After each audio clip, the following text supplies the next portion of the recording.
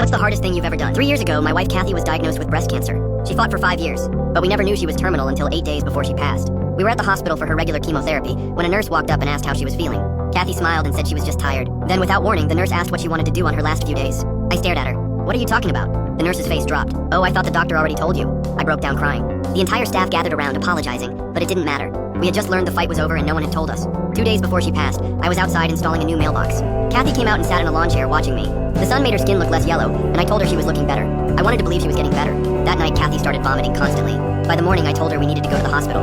As I helped her get dressed, she was too weak to stand. I called my daughter over, and we decided to call an ambulance. I walked outside to wait.